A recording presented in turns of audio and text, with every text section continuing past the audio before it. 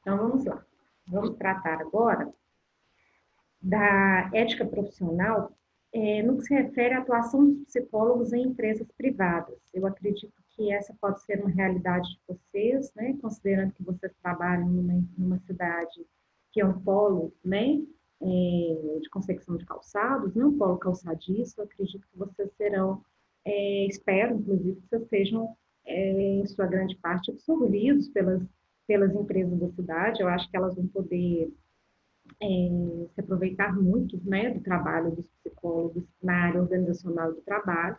Então, eu quis falar sobre a atuação do psicólogo nas empresas privadas, nesse âmbito, pensando um pouco nessa colocação profissional de vocês.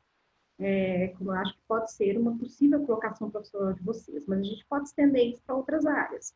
A área hospitalar, a gente pode pensar, né, nos hospitais privados, a gente pode pensar em outros tipos de empresas, né, como siderurgias, enfim, empresas que sempre estão convocando, né, o psicólogo para operar nessa área organizacional e do trabalho, tá?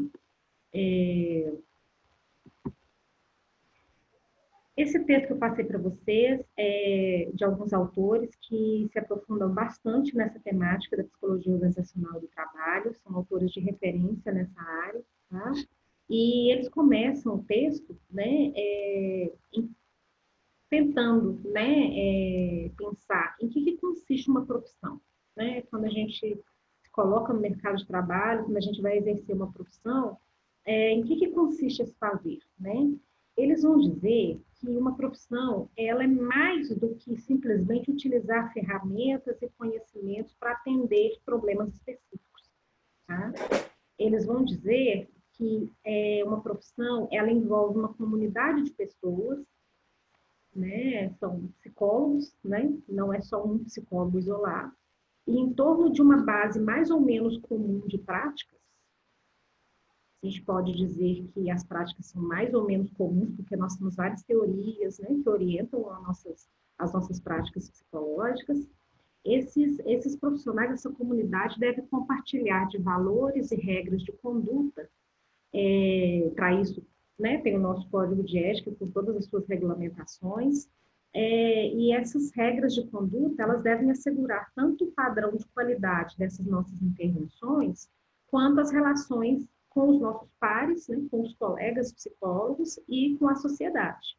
Então, há uma esfera bem ampla, né, na execução de uma profissão, que não está somente no campo de aplicação de ferramentas, né? Isso em qualquer área da psicologia, a gente tem essa particularidade de estarmos envolvidos numa comunidade mais ampla, com fazeres mais amplos.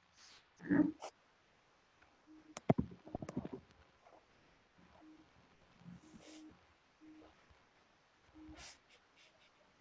E aí eles vão tratar de uma questão paradoxal, que é, dentro dessa prática profissional, essa ética, ela, por um lado, ela independe do contexto em que a gente está. Por quê? Porque nós estamos regidos por essas mesmas referências e essas mesmas normatizações de outros psicólogos, né, através do nosso Conselho Federal.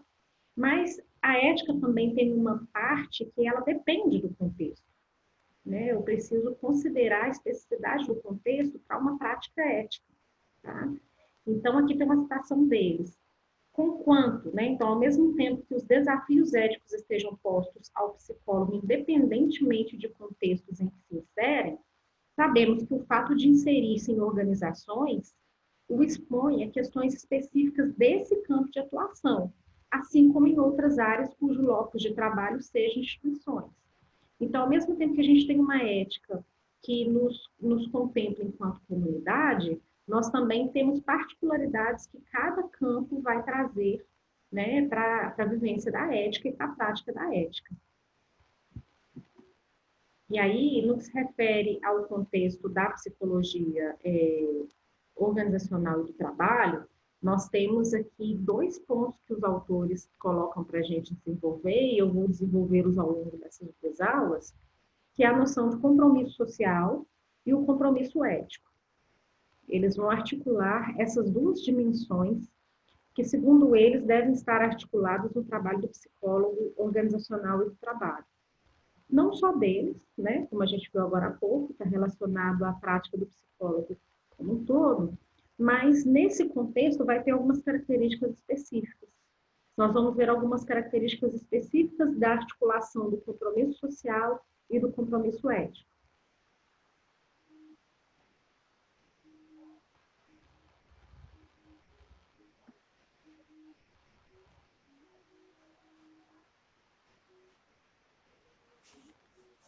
Primeiramente, vamos falar do compromisso social. Eu coloquei uma imagem aqui que se refere à aplicação de um teste psicológico, não dá para identificar qual, os autores do texto de onde eu retirei não identificam qual teste, mas eles sabem que foi na Virgínia, nos Estados Unidos, em 1917, quando os Estados Unidos foram convocados, entraram na Primeira Guerra Mundial. Né? Inclusive, esse arquivo é dos arquivos nacionais americanos. Vejam bem como é que era a aplicação de testes, né? Bem diferente do nosso contexto, né? Mas vocês podem pensar a partir daí, acredito que vocês já tenham se deparado com estudos sobre isso ao longo do curso, que as guerras, né, elas foram motivadores de algumas elaborações no campo da psicologia, por exemplo, os testes, né?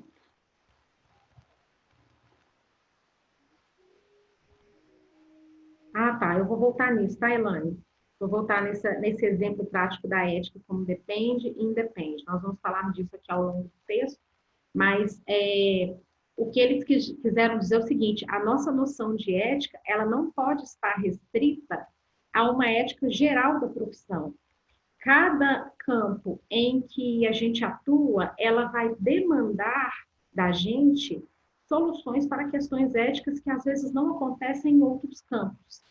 Tá? Então, essa noção de ética, por mais que nós tenhamos uma normatização, por mais que nós tenhamos as regulamentações do Código de Ética, essa necessidade de se articular a ética ao campo em que ela se insere, ela é necessária. A gente não consegue pensar numa ética que seja geral, no sentido de desconsiderar essas relações, né? Por exemplo, as questões éticas que se colocam para o psicólogo no campo jurídico, como a gente estava vendo agora há pouco, a gente vai se aprofundar mais nisso na aula da semana que vem, quando a gente vai falar de elaboração de documentos e as demandas que são direcionadas para o psicólogo. Essas questões, elas são diferentes de uma questão que implica o psicólogo, por exemplo, no campo das empresas, né? Podem buscar, podem trazer para o psicólogo a necessidade até de uma consulta ao conselho para delimitar a sua prática, para se orientar sobre a sua prática, mas são questões de ordens distintas. Tá? É nesse sentido que a ética tem uma característica geral, mas ela também está submetida a cada campo na qual o psicólogo atua. Não sei se ficou claro, se não tiver, você pode pedir aqui que a gente fala mais sobre isso, mas eu acho que ao longo do texto você vai perceber também como que eles articulam melhor essa ideia.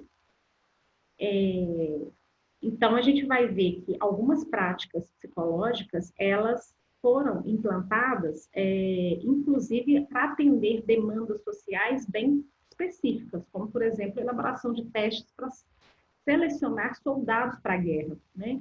Isso foi uma demanda direcionada à psicologia, né?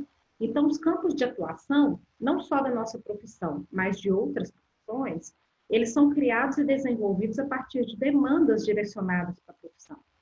Então, essas demandas, elas são historicamente construídas na sociedade, né? Então, a psicologia, ela foi buscada para dar respostas a alguns problemas sociais e ainda é buscada desse lugar, né? A gente ainda é procurado para tentar dar o nosso olhar, o nosso cuidado, a nossa análise de fenômenos que são sociais, né?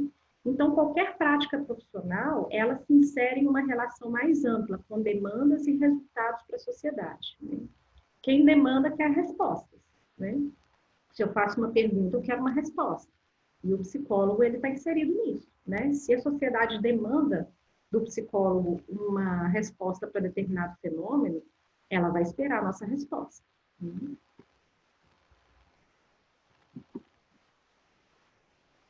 Mas só que essa noção do compromisso social, será que a gente pode defini-la somente no campo de atender demandas sociais? Será que o fato da psicologia dar respostas ou buscar construir respostas sobre os problemas que são colocados, será que isso é suficiente para a gente dizer que a psicologia tem compromisso social? Os autores vão dizer que isso não é suficiente, porque essas demandas, elas não fazem com que a noção de compromisso social seja comum a todos.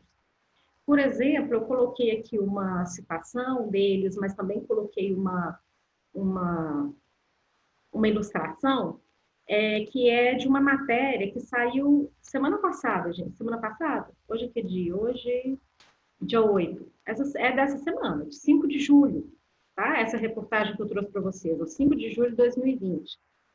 Essa reportagem é uma entrevista com a Márcia Levi, que é uma psicóloga, inclusive, do judiciário lá do Amazonas, ela é do Tribunal de Justiça do Amazonas, e ela vai dar uma entrevista falando que os psicólogos não podem oferecer a cura gay, né? É o título, inclusive, da matéria, né? A gente, em 2020, ainda discute, né, a noção de cura gay, sendo que a homossexualidade deixou de ser doença há muito tempo, né? Então, o que eu estou querendo trazer para vocês com esse exemplo? A citação deles vai ajudar a gente a pensar. Será que o compromisso social ele serve para etiquetar algo que percebemos como positivo e prioritário? Ou será que ele serve para caracterizar atuações com as quais concordamos, diferenciando daquelas que discordamos?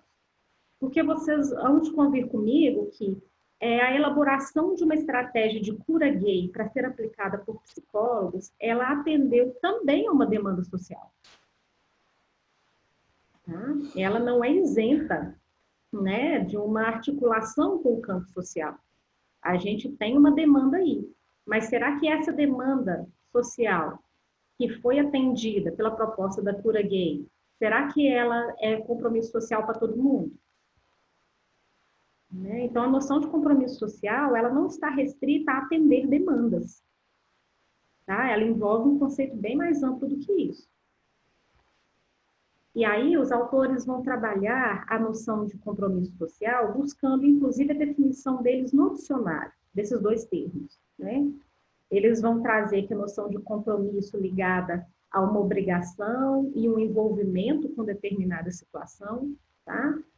Compromisso é ter uma obrigação, ou então firmar um acordo com alguém, né? E social, aquilo que se refere à sociedade, que é sociável, que interessa a sociedade, né?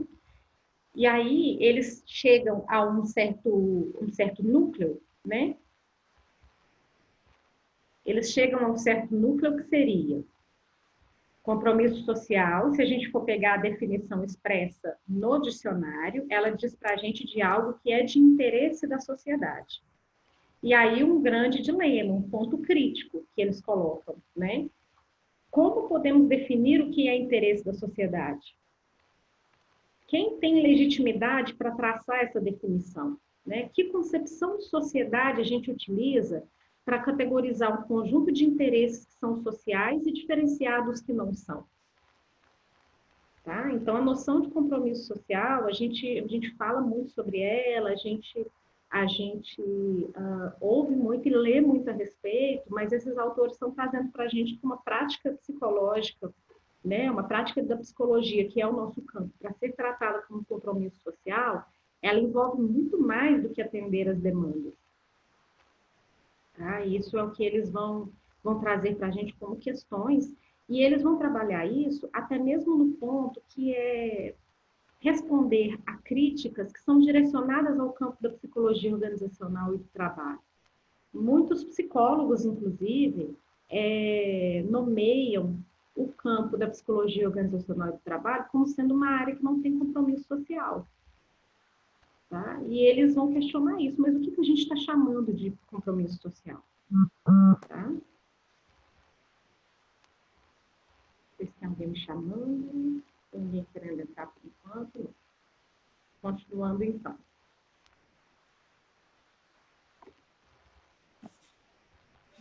Então, eles vão começar a falar sobre os desafios para o exercício desse compromisso social dentro do campo da psicologia organizacional e do trabalho, tá? Eu vou pedir, por gentileza, quem não tiver silenciado o vídeo, silencie, por favor, que está dando uma interferência aqui para mim. Quem não tiver silenciado o áudio aí da gravação, por gentileza, obrigada. Então, estava falando para vocês sobre esse preconceito, né, sobre a prática da psicologia organizacional e do trabalho ser uma prática descompromissada do ponto de vista social. Os autores vão dizer que essa área já se expandiu muito, né? Por exemplo, ela começou em problemas relacionados à indústria de produção em massa, foi onde ela se constituiu, mas hoje ela lida com problemas mais globais, tá? Deixa eu ver aqui o chat, me chamaram. Olha, eu mandei no grupo só dos professores que eu tenho, o link dessa aula. Depois vocês vejam aí como é que vocês estão tendo acesso a esse link.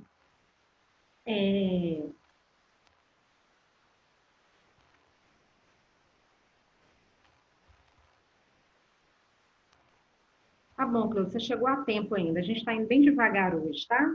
Aqui a gente não avançou muito ainda não, que eu estou trabalhando cada ponto aqui de uma forma bem detalhada à medida do possível, tá? Então, a gente está falando aqui sobre os desafios do compromisso social no campo da psicologia organizacional e do trabalho, porque esse setor ele recebe uma crítica, né, relacionada muitas vezes a ser um setor que não tem esse compromisso social, tá? Então, os autores vão dizer que os problemas relacionados à indústria de produção em massa foi um campo onde a psicologia organizacional e trabalho surgiu, mas não significa que ela está restrita a esse campo ainda. Ela já avançou para problemas mais globais, diferentes, né? Ela acompanha as mudanças no mundo, né? No que se refere aos avanços tecnológicos, ao processo de globalização, tá? Mas apesar disso, como eles dizem, né? Ainda há um discurso de críticas a esse compromisso social da prática, mesmo sem entender muito bem o que é o compromisso social, como a gente viu há pouco, né? E aí a gente vai ver aqui agora como que eles ilustram essas críticas ao exercício da psicologia no contexto organizacional e do trabalho. Isso aqui está lá no artigo. Inclusive, eu não mandei o artigo completo para vocês, eu vou mandar por e-mail junto com o PowerPoint dessa aula e da aula de psicologia jurídica também, PowerPoint completo. Eu vou mandar esse artigo e vou mandar também o link para aquela referência técnica do conselho que a gente está usando na disciplina de psicologia jurídica, tá? Isso aqui são alguns fragmentos que eu retirei do texto de algumas críticas que são direcionadas ao psicólogo que trabalha no contexto da organizacional e do trabalho. Por exemplo, né, por mais que queira, não consegue romper os limites e construir um novo modelo de atuação. O psicólogo que trabalha nessa área tem opção pela classe dominante, pelo poder, sobre as ferramentas utilizadas, né? Manipula ferramentas construídas em outros contextos para uma aplicação acrítica, né? Ou sem crítica, que essa palavra quer dizer. Outra crítica, domestica e ajusta o trabalhador às necessidades do capital, né? Agente em prol da maximização do processo de extração da mais-valia, ou seja, são críticas relacionadas à prática do psicólogo no contexto organizacional do trabalho, que não se referem à atualidade dessa prática, tá? Que podem se referir a alguns aspectos verificados em alguns momentos da história dessa área, mas não se referem, via de regra, ao que está sendo produzido hoje por essa área, tá? E essas expressões, muitas vezes, são ditas por psicólogos, tá? Então, a gente precisa ter cuidado com esse tipo de narrativa que a gente está ajudando a cristalizar, tá? E aí a gente vai ver um pouco dessas transformações, né, que caracterizam o estado atual, né, os movimentos atuais da psicologia organizacional do trabalho, tá? Essa sigla aqui que eu estou usando, POT, é a sigla desse campo, tá? Psicologia organizacional do trabalho. Se vocês tiverem, né, ficado com dúvida aí, só estou esclarecendo para não ter que escrever aquilo tudo, né? E é um termo que é utilizado, às vezes, para se referir a essa área, tá?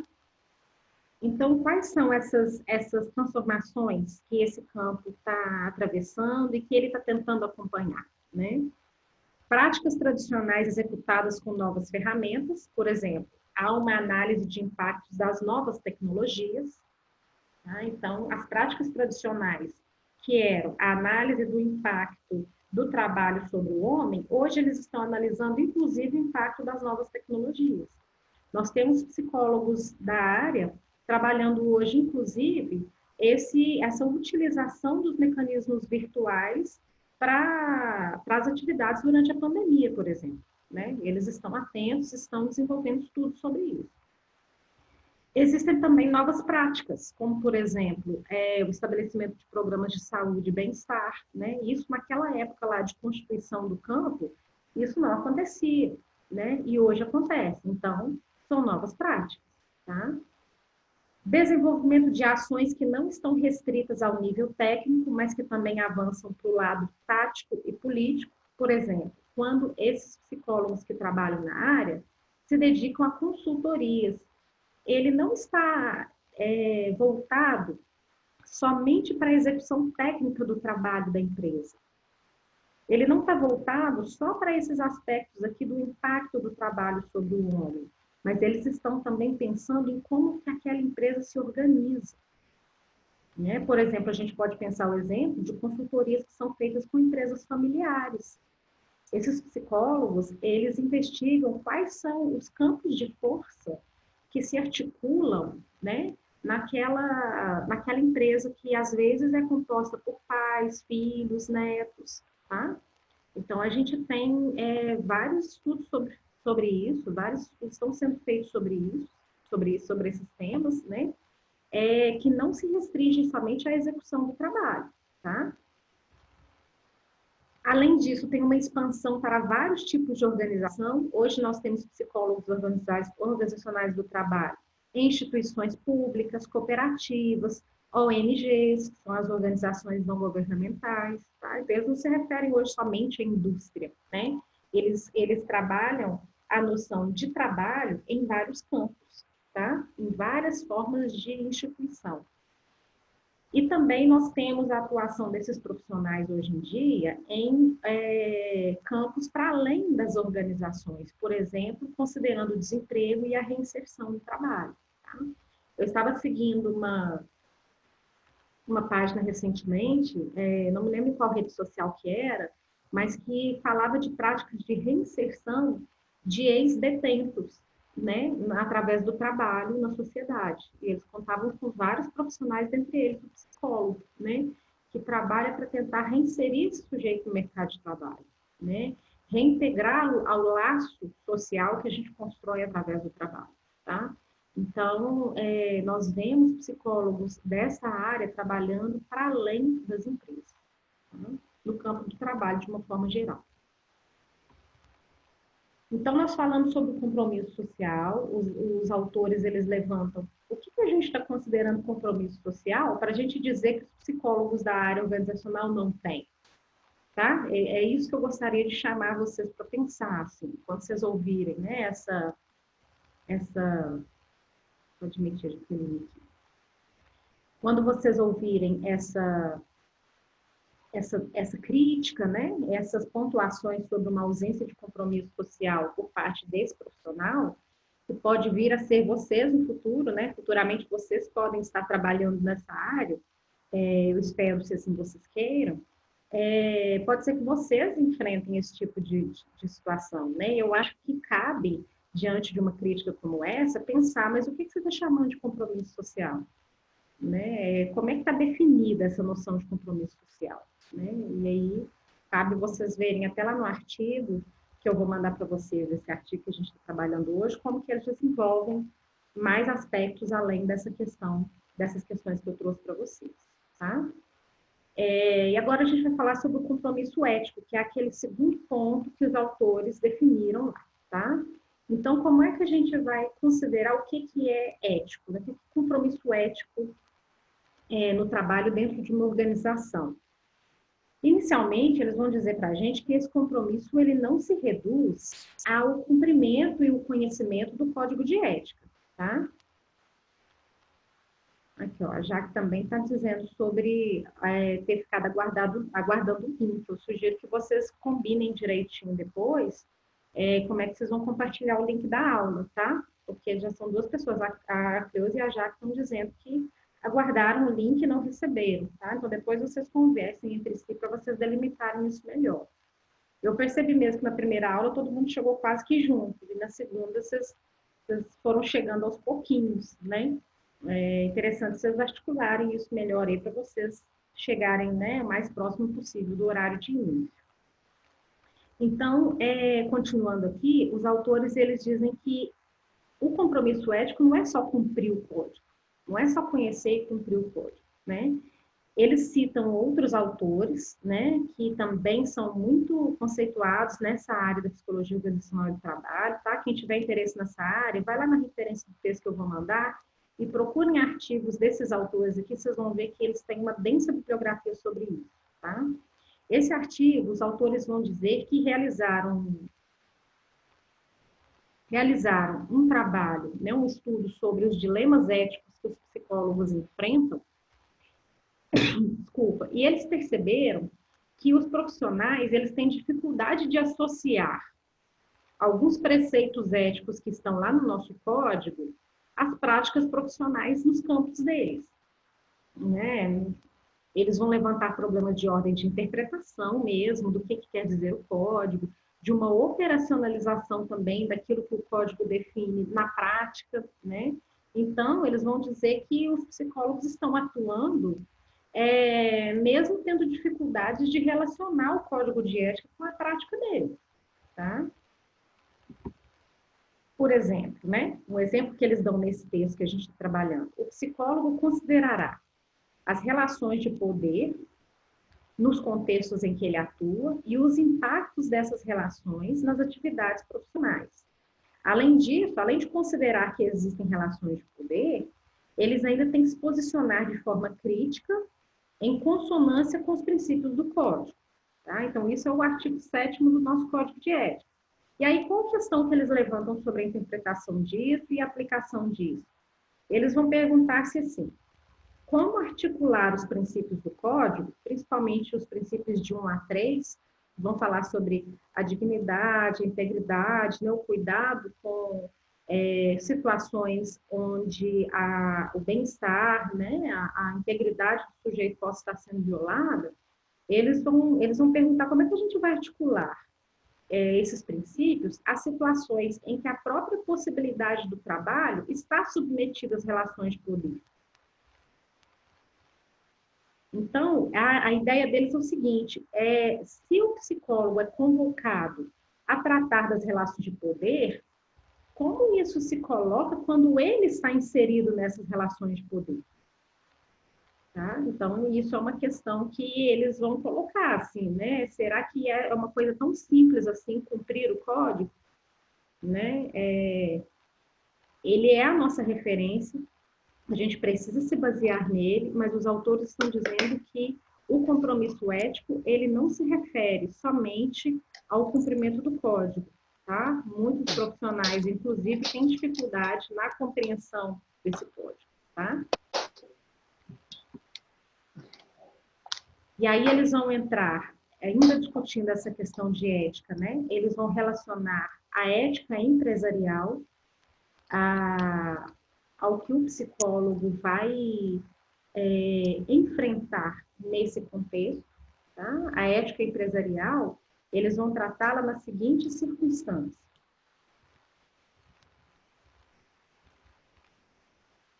Gente, alguém está solicitando aí para desligar o microfone, para não dar interferência.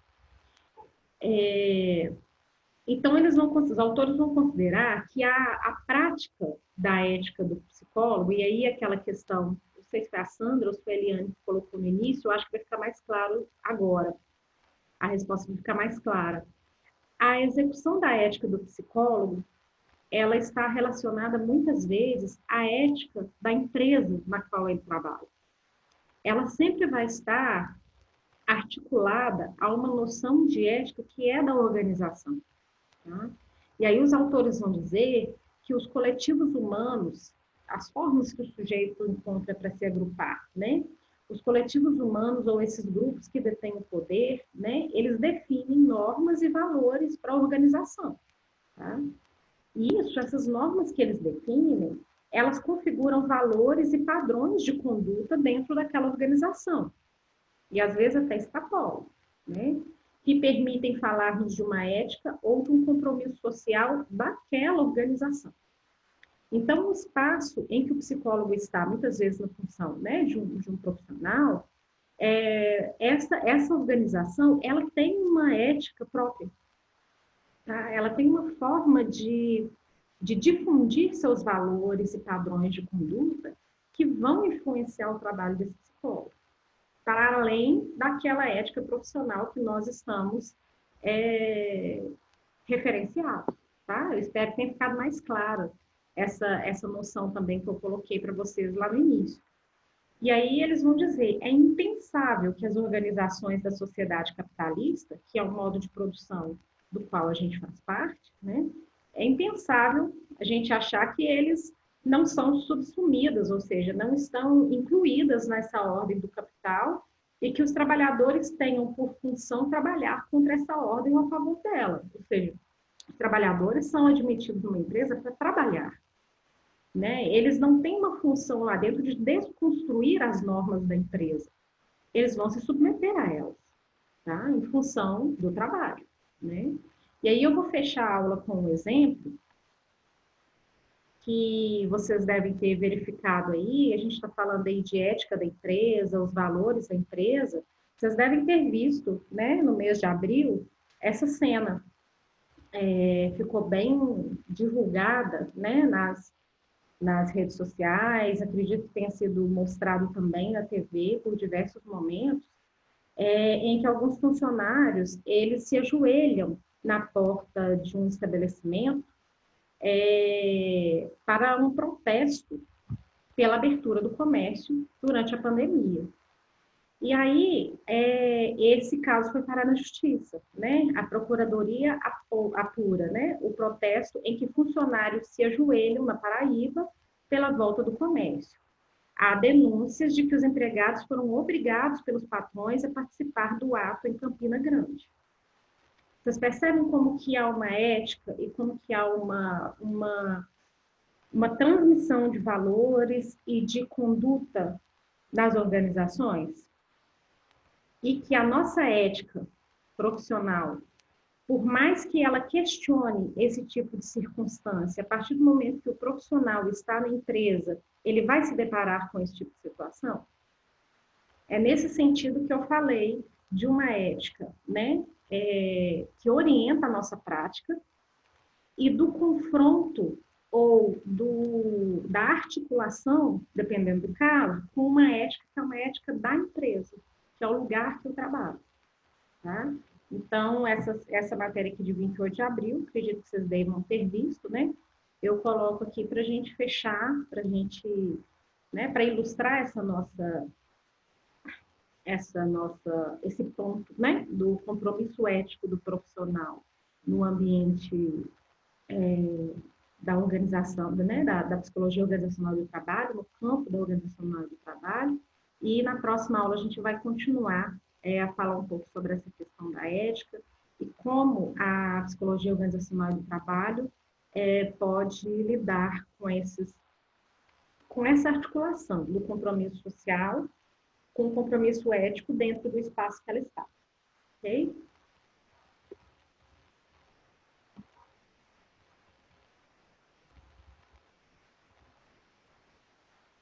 Algum comentário, alguma questão? Querem trazer algum ponto sobre isso que a gente falou até o momento?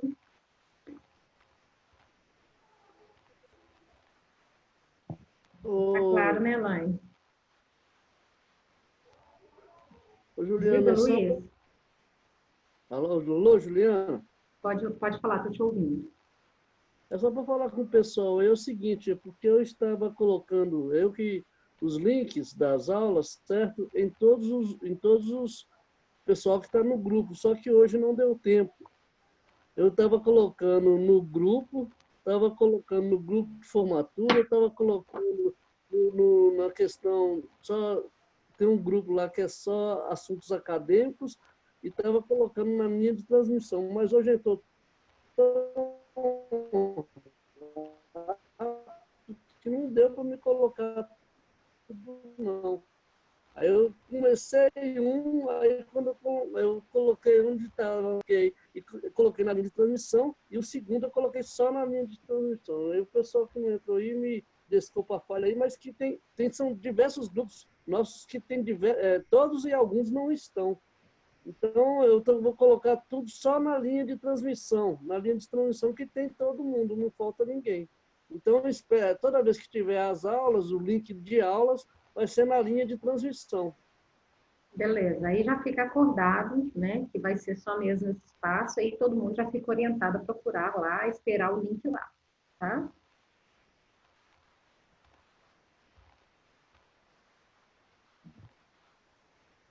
Mais alguma questão sobre o conteúdo agora? Vai ser rapidinho, a gente tem menos de 1 minuto agora. Ou vocês querem deixar para a próxima aula, a gente vai continuar esse tema. Se quiserem, né, reservar as questões para a próxima aula, a gente vai ter até um tempinho maior para poder falar sobre elas. Ok?